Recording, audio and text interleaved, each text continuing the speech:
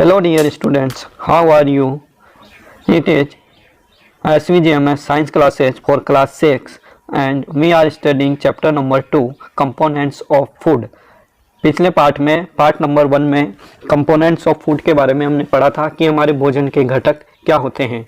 हमने देखा था कि हमारे फूड आइटम जो होते हैं उनमें कई तरह की चीज़ें होती हैं, उनमें बहुत सारे कंपोनेंट्स होते हैं, उनको हम क्या कहते हैं, न्यूट्रिएंट्स कहते हैं। इसके बारे में हमने पढ़ लिया था और ये न्यूट्रिएंट्स क्या क्या होते हैं ये भी हमने देखा था कि इन न्यूट्रिएंट्स में आपके कार्बोहाइड्रेट होते हैं, प्रोटीन होते हैं, विटामिन होते हैं, फैट होते हैं, कुछ मिनरल्स होते हैं और वाटर भी होता है। तो ये सभी न्यूट्रिएंट्स जो होते हैं हमारी बॉडी के लिए बहुत आवश्यक होते हैं। फिर उसके बाद हमने किस फूड आइटम में किस प्रकार का न्यूट्रिएंट पाया जाता है उसको टेस्ट करने के लिए कार्बोहाइड्रेट का और प्रोटीन का टेस्ट पढ़ा था। हमने पढ़ा था कि कार्बोहाइड्रेट के टेस्ट के लिए या स्टार्च के टेस्ट के लिए हमें आयोडीन सॉल्यूशन की ज़रूरत पड़ती है और आयोडीन सॉल्यूशन डालने पर यदि आपके फूड आइटम में स्टार्च या कार्बोहाइड्रेट होता है तो हमें ब्लू ब्लैक कलर यहाँ पर प्राप्त होता है और हमारा स्टार्च का जो टेस्ट है वह कंफर्म हो जाता है। इसके बाद हमने प्रोटीन का टेस्ट पढ़ा था और प्रोटीन के टेस्ट के लिए हमें कॉपर सल्फेट और कास्टिक सोडा की यहाँ पर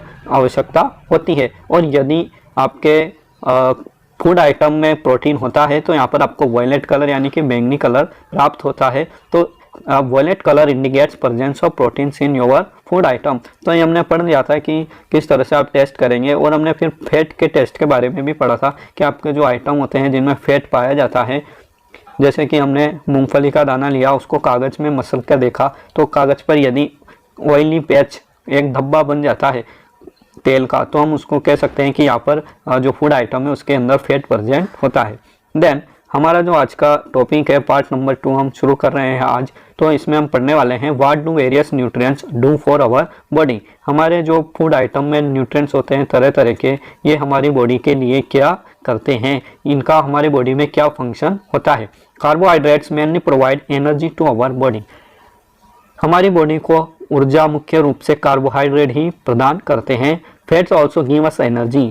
फैट भी हमें एनर्जी देते हैं। In fact fat give much more energy as compare to the same amount of carbohydrates. तो आपको पता है कि हम जो भी भोजन खाते हैं वह शरीर को ऊर्जा प्रदान करने के लिए ही खाते हैं। तो कार्बोहाइड्रेट और फैट ऐसे दो न्यूट्रिएंट्स होते हैं हमारे फूड के अंदर जिनसे हमें ऊर्जा या एनर्जी मिलती है।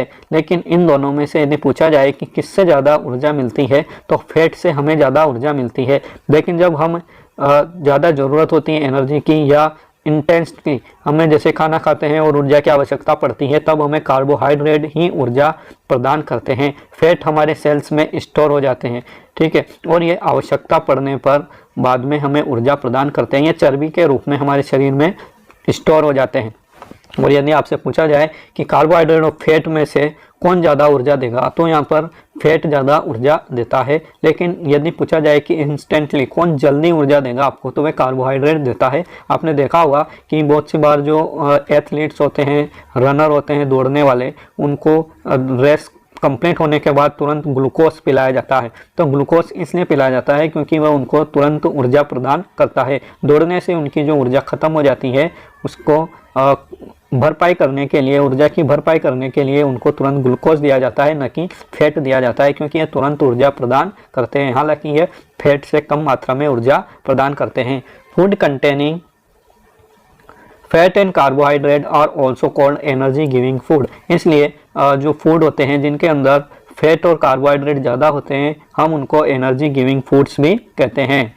Proteins are needed for the growth and repair of our body.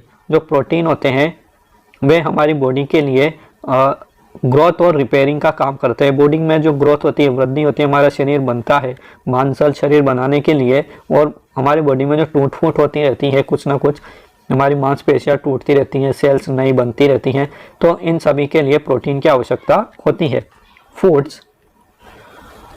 Food proteins are often called body building foods. जो हमारे फूड होते हैं जिनके अंदर प्रोटीन की मात्रा ज़्यादा होती है हम उन्हें बॉडी बिल्डिंग फूड्स कहते हैं, क्योंकि ये हमारी बॉडी को बनाने के लिए आवश्यक होते हैं। Vitamin help in protecting our body against diseases. वहीं हमने तीसरा जो न्यूट्रिएंट्स पढ़ा था विटामिन के रूप में, ये हमारी बॉडी को डिजीजेस से, बीमारियों से बचाने में हेल्प करते हैं। Vitamin also help in keeping our eyes, bones, teeth and gums healthy. इसके अलावा विटामिन्स आपकी जो आइज़ होती हैं, बोन्स होती हैं, आपके दांत होते हैं, मसूड़े होते हैं, गम्स होते हैं, इनको भी स्वस्थ रखने में आपकी हेल्प करते हैं। Vitamins of different kinds known by different name, अलग अलग तरह के विटामिन अलग अलग नामों से जाने जाते हैं। जैसे कि आपने सुना होगा सम ऑफ दीज और vitamin A, vitamin C, vitamin D, vitamin E and vitamin K, इस तरह के नाम आपने सुने होंगे। जो विटामिन होते हैं ये अलग अलग तरह के होते हैं और इनके नाम भी अलग अलग होते हैं और इनके कार्य भी अलग अलग होते हैं।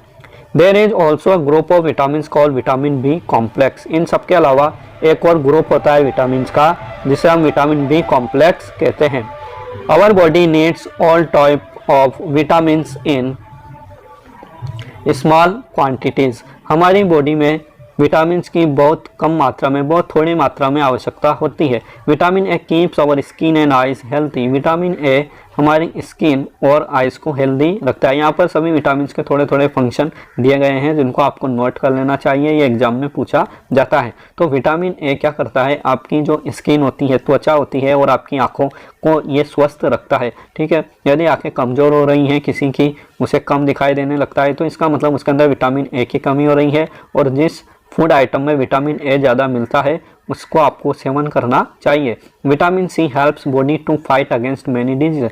वही विटामिन सी होता है, ये हमारी बॉडी को बीमारियों से लड़ने के लिए तैयार करता है, या बीमारियों से ये बॉडी में लड़ता है। Vitamin D helps our body to use calcium for bones and teeth. और वही विटामिन डी होता है, ये हमारे जो हड्डियाँ होती हैं उनको मजबूत बनाता है और हमारे दांतों को भी मजबूत बनाता है।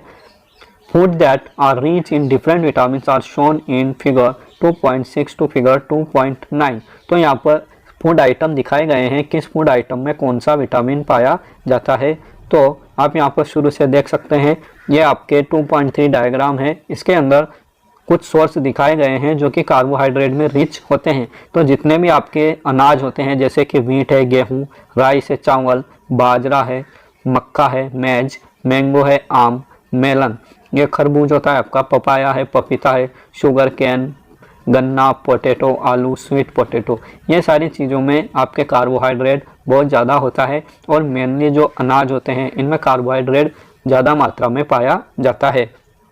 देन इसके बाद हमने देखा था कि फैट के कौन कौन से सोर्स हैं। तो जितने भी ऑयल होते हैं जैसे सनफ्लावर ऑयल, मस्टर्ड ऑयल, सरसों का तेल, कोकोनट ऑयल, नारियल तेल, सोयाबीन ऑयल, इसके अलावा जो नट्स होते हैं जैसे बादाम होते हैं, काजू होते हैं, इन सब में भी ऑयल होता है। और इसके अलावा तिल का तेल होता है। तो जिनमें भी ऑयल निकल सकता है उन सब में फैट होता है। ठीक है, इसके अलावा कुछ एनिमल सोर्स होते हैं जिनमें भी फैट पाया जाता है। तो एनिमल सोर्स में यानी कि जो एनिमल से, जंतुओं से प्राप्त होते हैं, जैसे कि मीट है ना, इसका भी ऑयल निकलता है। घी है आपका, ये दूध से बनाया जाता है। ये मिल्क है, मिल्क में भी फैट होता है और मिल्क से ही घी बनता है। ठीक है, तो यदि मिल्क की सारी फैट निकाल देते हैं हम तो वो घी के रूप में हमें मिलता है। देन बटर है, क्रीम है, एग्स है, अंडे, फिश है, मछली, मीट, इन सभी में फैट पाया जाता है। ठीक है, इसके बाद हमने पढ़ा था प्रोटीन के बारे में। तो प्रोटीन किन किन चीज़ों में पाया जाता है। प्रोटीन आपके जितने भी दालें हैं, सभी प्रकार की दालों में आपके प्रोटीन होता है। जैसे ग्राम है, चना है, मूंग दाल है, तुअर दाल है, बीन्स है, आपकी सोयाबीन वगैरह जो भी होती हैं, बीन्स, राजमा होता है, इन सब में आपके पीज होती हैं, मटर होते हैं, इन सब में विटामिन सी होता है। और कुछ एनिमल प्रोडक्ट हैं जैसे कि मीट है, मिल्क है, एग है, पनीर है और फिश है, इन सब में प्रोटीन ज़्यादा होता है। तो यहाँ पर आप देख सकते हैं कि मिल्क हर जगह आ रहा है, मतलब मिल्क के अंदर थोड़ी थोड़ी मात्रा में सारी चीज़ें होती हैं। कार्बोहाइड्रेट, फैट, विटामिन, मिनरल सब इसके अंदर पाया जाता है। मिल्क इज कंप्लीट फूड, क्योंकि जो छोटे बच्चे होते हैं वे सिर्फ दूध पीते हैं और उसी पर जिंदा रहते हैं, क्योंकि दूध में वे सारी चीज़ें होती हैं जो किसी भी शरीर के लिए आवश्यक होती हैं। लेकिन सिर्फ छोटे बच्चे ही इसलिए पीते हैं क्योंकि वे ही उसका पाचन कर सकते हैं। बड़े लोग दूध का पाचन अच्छे से नहीं कर पाते हैं क्योंकि उनके अंदर रेनिन नाम का एक एंजाइम होता है, वह सीक्रेट नहीं होता है। रेनिन नाम का एंजाइम छोटे बच्चों में 4 साल की उम्र तक ही सीक्रेट होता है उनके आमाशय में, स्टोमक में और इंटेस्टाइन में, इसलिए वे उसका पाचन कर पाते हैं। ठीक है, देन हमने विटामिन के बारे में पढ़ा। तो विटामिन कौन कौन सी चीज़ों से हमें मिलता है। ये पपाया से मिलता है, कैरेट से मिलता है, मैंगो से मिलता है। ठीक है, विटामिन ए हमने पढ़ा था कि आँखों के लिए और स्किन के लिए बहुत अच्छा होता है, या आँखों की और स्किन की देखभाल रखने के लिए विटामिन ए की आवश्यकता होती है। तो आप ध्यान रखें कि पपाया में, पपीता जो होता है, कैरेट, गाजर, आम और जो मिल्क और फिश ऑयल होते हैं, इनमें विटामिन ए काफ़ी अच्छी मात्रा में पाया जाता है। देन विटामिन बी के बारे में पढ़ा हमने, ये आपके जो लीवर होता है, जंतुओं का लीवर, उसमें पाया जाता है। देन राइस में ये पाया जाता है, व्हीट में ये पाया जाता है vitamin B. Okay, then some sources of vitamin C. Vitamin C के बारे में हमने पढ़ा, जो क्या करता है कि आपको डिजीज से बचाता है। विटामिन सी आपकी प्रतिरक्षा तंत्र को मजबूत करता है। तो विटामिन सी आपके जितने भी खट्टे फल होते हैं उनमें सभी में ये पाया जाता है, जैसे कि आपका ऑरेंज है, टोमेटो है, गुआवा है, अमरूद, ग्रीन चिली है, मिर्ची है, लेमन है, आंवला है, इन सब में आपके विटामिन सी भरपूर मात्रा में पाया जाता है। इसके अलावा विटामिन डी के बारे में हमने पढ़ा है, जो आपकी हड्डियों को, दांतों को और मसूड़ों को मजबूत रखते हैं। तो विटामिन डी आपको सनलाइट से भी मिलता है। उसके अलावा मिल्क, बटर, लीवर, एग और फिश में इसकी भरपूर मात्रा पाई जाती है। Okay, then we come to our next topic. Our body also prepare vitamin D in the presence of sunlight. तो यहाँ पर पहली कह रही है कि हमारी बॉडी भी विटामिन डी बना सकती है सनलाइट की उपस्थिति में। यदि हम सनलाइट की उपस्थिति में रहते हैं थोड़ी देर, तो हमारी बॉडी विटामिन डी अपनी बॉडी के अंदर बना सकती है। Nowadays insufficient exposure to sunlight is causing vitamin D deficiency in many people. Deficiency का मतलब होता है कमी। तो आजकल क्या होता है कि लोग धूप में बहुत कम निकलते हैं, उन्हें काले पड़ने का खतरा होता है, ठीक है, बहुत डर होता है कि हम काले पड़ जाएंगे, इसलिए वो क्या होते हैं, धूप में बाहर नहीं निकलते हैं। तो धूप में बाहर नहीं निकलने के कारण उनके शरीर में विटामिन डी की कमी हो जाती है, जिसके कारण उनकी हड्डियां वगैरह क्या होती है, थोड़ी कमज़ोर रह जाती हैं। तो इस तरह से हमने यहाँ पर सभी चीज़ों के बारे में पढ़ा है। For proper growth of body and to maintain good health some sources of different minerals are shown in figure 2.10। तो हम पहले यहाँ पर फिगर 2.10 देख लेते हैं कि हमारी बॉडी की अच्छी गुड हेल्थ मेंटेन करने के लिए कुछ मिनरल्स के बारे में भी यहाँ पर दिया गया है। ठीक है, मिनरल्स के बारे में हमने पढ़ा है कि मिनरल्स क्या करते हैं, हमारी बॉडी में विभिन्न प्रकार के कार्य करते हैं। ठीक है, तो यहाँ से हम थोड़ा पढ़ लेते हैं। Minerals are needed by our body in small amounts. Mineral जो होते हैं हमारी बॉडी में बहुत कम मात्रा में, थोड़ी सी मात्रा में ये हमें चाहिए होते हैं। Each one is essential for proper growth of body and to maintain good health. Mineral हमारी बॉडी की अच्छी ग्रोथ के लिए और अच्छी हेल्थ बनाए रखने के लिए आवश्यक होते हैं। Some sources of different minerals are shown in figure 2.10। तो फिगर 2.10 इधर दिखाया गया है। इसमें किस पदार्थ से, किस भोज्य पदार्थ से हमें कौन सा मिनरल मिलता है उसको हम यहाँ पर देख लेते हैं। तो ये है some sources of iodine. Iodine आपका एक तत्व है, मिनरल है। ठीक है, हम इनको खनिज भी कहते हैं। मिनरल का मतलब होता है खनिज तत्व। तो आयोडीन के लिए हमें क्या करना चाहिए, गिंजर यानी कि जो अदरक होता है उसको खाना चाहिए। उसके अलावा आपके जो इस तरह की चीज़ें होती हैं, बीट रूट होता है, ठीक है, और मछली होती है, क्रीम होती है, बटर होता है, इनमें हमें क्या मिलता है, आयोडीन मिलता है। ठीक है, इसके अलावा ये साल्ट है, ठीक है, आयोडीन युक्त साल्ट भी होता है। आयोडीन युक्त साल्ट खाने से भी हमें क्या मिलता है, आयोडीन मिलता है। आयोडीन की कमी होने से एक रोग हो जाता है, गाइटर रोग, घेंगा रोग। Some sources of phosphorus. Phosphorus भी आपके एक मिनरल है, एक एलिमेंट है, तत्व है, और ये आपको कहाँ मिलेगा, केले में मिलेगा, मिर्ची में मिलेगा, चावल में मिलेगा, गेहूं में मिलेगा और दूध में मिलेगा। दूध इज कॉम्बो, दूध में सभी तरह की चीज़ें आपको मिलती हैं, जैसे मैंने अभी बताया। Some sources of iron. इसके अलावा लोहा, लोहा तत्व आपकी बॉडी के लिए बहुत ज़रूरी है, क्योंकि ये ब्लड बनाने के लिए आवश्यक होता है।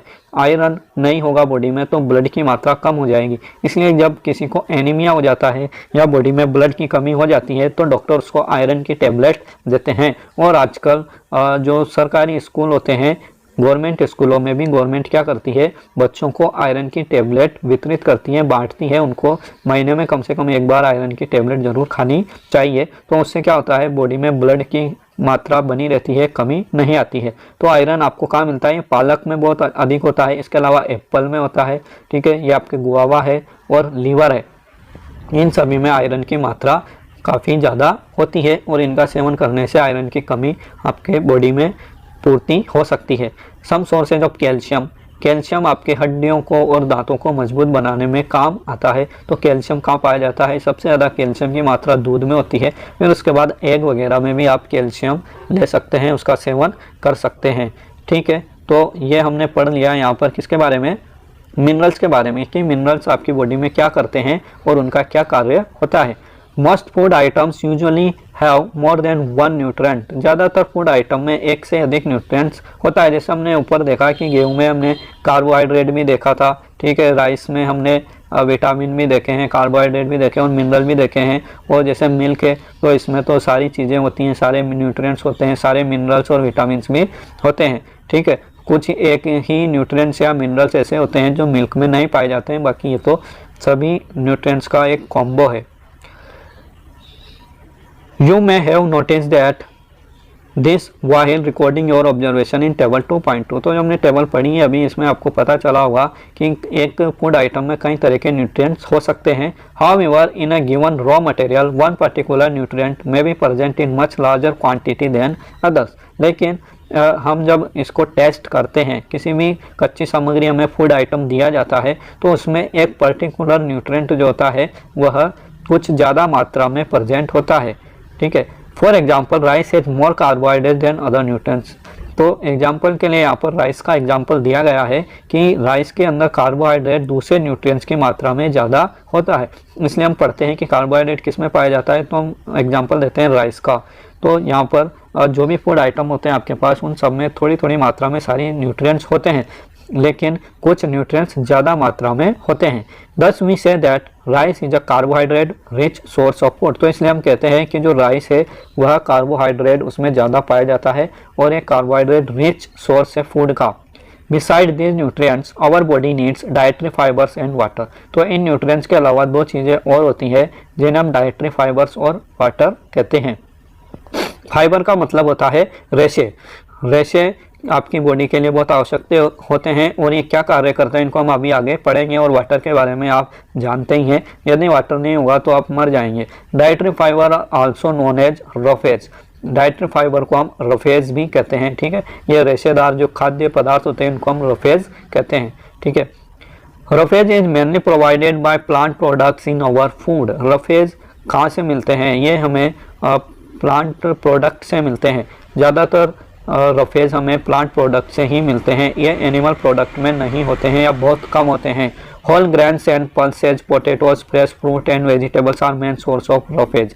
जो रेशेदार तंतु होते हैं, भोज्य पदार्थ होते हैं, ये किस में मिलते हैं? तो ये जो आपके पूरे अनाज होते हैं, गेहूँ, चावल, मक्का, ज्वार, बाजरा, है ना, इनके अलावा पल्सेज जो होती है, हमारी दालें होती हैं, आलू होता है, पोटैटो होता है, फ्रेश फ्रूट होते हैं, ताज़ा फल होते हैं, और जो सब्जियां होती हैं, वेजिटेबल, हरी सब्जियां हम खाते हैं, ये सब क्या है? रफेज के मेन सोर्स है। Roughage does not provide any nutrient to our body.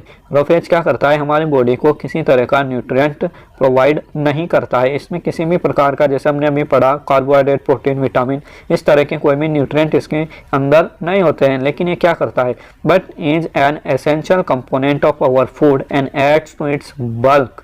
लेकिन ये हमारे फूड का एक मुख्य घटक होता है और ये फूड में काफ़ी मात्रा में पाया जाता है। This helps our body get rid of undigested food. तो इसका मुख्य कार्य यहाँ पर यही है कि ये क्या करता है कि हमारी बॉडी में जो अनडाइजेस्टेड फूड होता है, सारा भोजन हम पचा नहीं पाते हैं और सभी भोजन पदार्थ जो होते हैं हम खाते हैं वे पचने लायक भी नहीं होते हैं। तो जो चीज़ें पचती नहीं है वे शरीर से बाहर निकलना भी जरूरी होती है। तो हमारे जो मल बनता है हमारी इंटेस्टाइन में, आंतों में, उसको बाहर निकालने के लिए ये फाइबर बहुत आवश्यक होते हैं। देन हम यहाँ थोड़ा सा वाटर के बारे में पढ़ लेते हैं। वाटर भी हमारी बॉडी के लिए बहुत आवश्यकता होता है। इसके अंदर किसी भी प्रकार के न्यूट्रिएंट्स नहीं होते हैं, फिर भी हमारी बॉडी के लिए क्या आवश्यक है? Water helps our body to absorb nutrients from food. हमने जो फूड खाया है, ठीक है, फूड के अंदर न्यूट्रिएंट्स होते हैं, तो जब उनका पाचन होता है उसके बाद हमारी बॉडी उनको एब्जॉर्ब करती है, मतलब अवशोषित करती है बॉडी के अंदर। तो उसको अवशोषित करने के लिए वाटर ही यहाँ पर एक सबसे बड़ा इंपॉर्टेंट रोल प्ले करता है।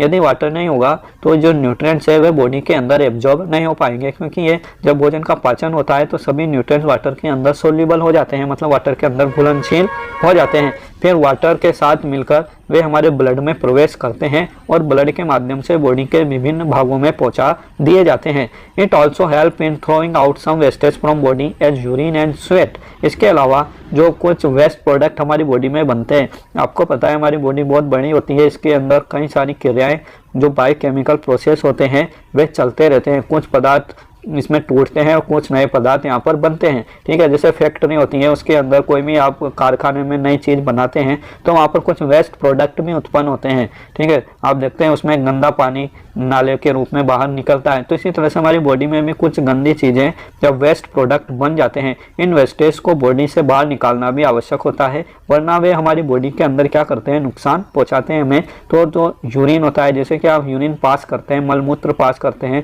आप पसीना आपके निकलता है, तो ये सब क्या है, इनके रूप में आपके वेस्ट प्रोडक्ट शरीर से बाहर निकलते हैं। Normally we get most of the water that our body needs from the liquids we drink. तो जनरली हमारी बॉडी के अंदर ज़्यादातर पानी कैसे जाता है, जब हम पानी पीते हैं, ठीक है। कहा जाता है कि आपको दिन में बहुत सारा पानी पीना चाहिए, कम से कम 10 लीटर पानी आपको दिन में ज़रूर पीना चाहिए। तो इससे क्या होता है कि आपकी बॉडी में जो वेस्ट प्रोडक्ट होते हैं उनका अच्छे से यहाँ से बॉडी से भी बाहर निकल पाते हैं। Such as water, milk and tea. तो हम जो भी लिक्विड पीते हैं, ड्रिंक के रूप में वाटर पीते हैं, मिल्क पीते हैं, टी पीते हैं, तो इनके रूप में पानी हमारे शरीर के अंदर जाता है। In addition we add water to most cook food. इसके अलावा हम जितने भी भोजन हम बनाते हैं उनके अंदर पानी या वाटर जरूर मिलाया जाता है। Let's see if there is any other source which provide water to our body. तो हम यहाँ पर देखते हैं कि इन चीज़ों के अलावा कोई और ऐसी चीज़ है क्या जो हमारी बॉडी को वाटर सप्लाई करता है। एक्टिविटी 3, टेक अ टोमेटो और अ फ्रूट लाइक लेमन। आपको कोई फल लेना है, जैसे कि आप टोमेटो ले सकते हैं और कोई फ्रूट ले सकते हैं, लेमन ले सकते हैं, नींबू। Cut it into small pieces. जब आप इसको क्या करेंगे, छोटे छोटे टुकड़ों में काट लेंगे। Do your hands wet while doing so. तो क्या आपके हाथ जो होते हैं वह गीले हो जाते हैं जब आप उनको काटते हैं। Carefully observe when your vegetables and fruits are being cut. तो जब भी वेजिटेबल्स और फ्रूट्स को काटा जाता है तो आप उनको थोड़ा सावधानी पूर्वक ऑब्जर्व करें, उनका निरीक्षण करें। जब भी आप उसको काटते हैं, पील करते हैं, ग्रेट करते हैं, यानी छोटे छोटे टुकड़ों में काटते हैं, मैश करते हैं आपके घर में, तो आप उनको ज़रूर थोड़ा ऑब्जर्व करें। Do you find any fresh vegetables और fruits that do not contain some amount of water. तो क्या आपको कोई ऐसी फ्रेश वेजिटेबल या फ्रूट मिलता है या दिखाई देता है जिसके अंदर थोड़ी बहुत मात्रा में पानी नहीं होता है। We see that many food materials themselves contain water. तो हमने आप देखा कि बहुत सारे फूड आइटम जिनको हम खाते हैं उनके अंदर ही क्या पाया जाता है, वाटर भी पाया जाता है। To some extent our body needs are met by this water. कुछ हद तक, कुछ एक्सटेंट तक, यानी कि कुछ हद तक हमारी बॉडी इन वाटर की आवश्यकता को इन चीज़ों से, फूड आइटम से भी आपूर्ति कर लेती है। Apart from this we also add water while cooking many food item. इसके अलावा जब हम भोजन पकाते हैं तब भी हम उसके अंदर बहुत सारा पानी डालते हैं। हमने आटा गूथा, ठीक है, तो आटा लगाने के लिए भी उसमें हम पानी डालते हैं। फिर जब हम करी बनाते हैं, सब्जी बनाते हैं, चावल बनाते हैं, तो उनमें भी पानी का यूज करते हैं। तो इस तरह से यहाँ पर ये कहा जाता है कि जब आप खाना खाते हो तो उस समय आपको पानी नहीं पीना चाहिए, क्योंकि पानी की वहाँ पर जो पूर्ति है वह फूड आइटम के द्वारा हो जाती है। तो खाना खाने के 1 घंटे बाद ही आपको पानी पीना चाहिए। इससे क्या होगा कि जो फूड आप खाते हैं उसका अच्छे से पाचन हो पाएगा, वो अच्छे से डाइजेस्ट हो पाएगा और बॉडी के अंदर एब्जॉर्ब हो पाएगा। यदि आप खाना खाते समय ही बहुत सारा पानी पी लेंगे तो आपके जो फूड आइटम है, न्यूट्रिएंट्स है, फूड के अंदर जो मेन न्यूट्रिएंट्स होते हैं वे आपके मल के रूप में बाहर जल्दी निकल जाएंगे, ठीक है। तो आप इसका ध्यान रखें, खाना खाने के 1 घंटे बाद ही पानी पिएं।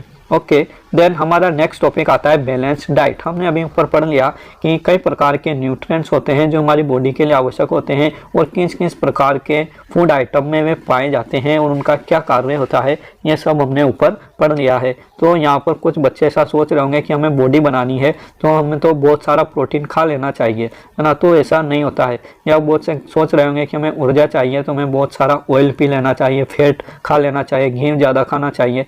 तो ऐसा कुछ नहीं है। आपको हर चीज़ को, हर न्यूट्रिएंट को बैलेंस रूप में लेना होता है। ठीक है, तो ये बैलेंस डाइट क्या होती है इसी को हम आगे पढ़ेंगे अपने पार्ट नंबर 3 में।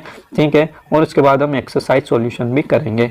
तो आप यदि चैनल पर नए हैं तो इसको सब्सक्राइब कर लें और बेल आइकन को दबा लें, ताकि जब मैं नया वीडियो डालूंगा तो आपको उसकी नोटिफिकेशन फ़ोन में आपके मिल जाएगी। Okay, thank you.